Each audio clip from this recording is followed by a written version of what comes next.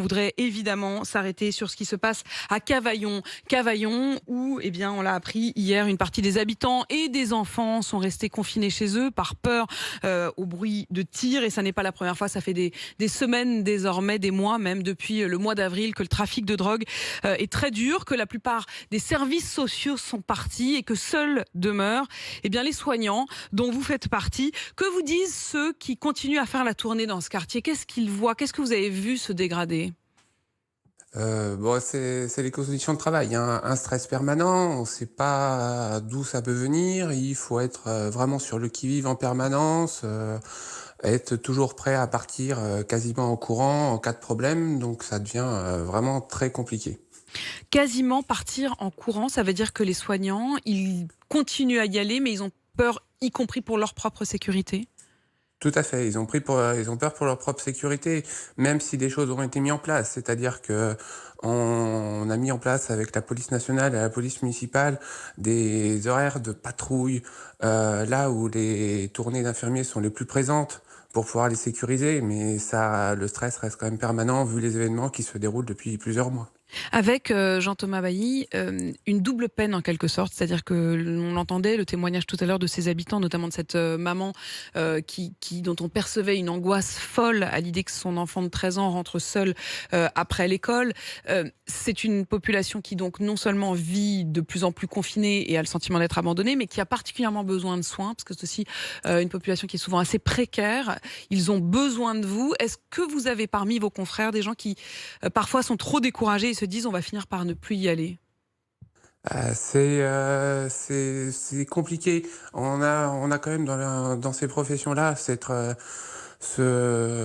dévotion qui est vis-à-vis de nos patients, donc on peut pas les abandonner, mais c'est en même temps compliqué de devoir risquer sa vie pour ne pas abandonner ses patients. Donc c'est toujours le dilemme qu'on a en permanence vis-à-vis des patients, que c'est une population extrêmement fragile.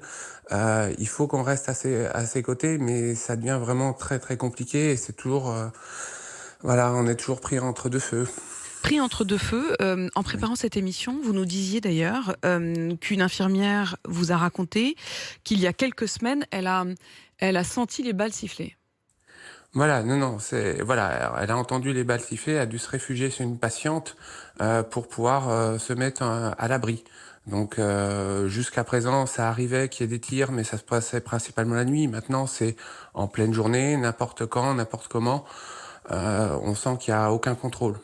Ils mettent leur blouse blanche presque comme une sorte de signe qu'ils sont neutres. Voilà, oui, tout à fait. Hein, la blouse blanche, ça devient presque une manière de se protéger, en tout cas d'être identifié. Voilà, il faut qu'il soit identifié, qu'il puisse dire que nous, les conflits qu'il y a, c'est pas notre souci. Nous, ce qu'on veut, c'est juste aller soigner nos patients et avoir un minimum de sécurité pour aller soigner nos patients. Est-ce que vous pourriez aller jusqu'à demander à la police de vous encadrer lorsque vous rentrez dans le quartier? Alors, voilà, ça a été mis en place. La police nationale, la police municipale sont au courant et en cas de demande, ils sont prêts à nous encadrer. On essaye d'éviter afin de ne pas attiser les tensions. C'est pas notre but, mais si jamais vraiment la situation venait à se dégrader, il y a un protocole qui est prêt avec la police nationale et la police municipale pour être encadré. Ça veut dire que vous n'aurez plus qu'à appuyer sur le bouton pour que ça se mette en place et vous redoutez de devoir le faire, vous tentez d'y échapper. On essaie d'éviter. Le but est vraiment de ne pas attiser les tensions dans le quartier, de pouvoir travailler sans mettre d'huile sur le feu. Et on le voit bien, vous êtes parmi les derniers à continuer à aller auprès de ces habitants. On sait que par exemple la PMI, qui est quand même une des choses très importantes pour les habitants, elle est partie. Il n'y a plus de protection maternelle et infantile dans ce quartier. Il n'y a plus non plus de centre social qui s'est installé jusqu'à nouvel ordre dans un autre quartier parce qu'il considérait qu'il n'était plus en sécurité. Merci beaucoup Jean-Thomas Bailly.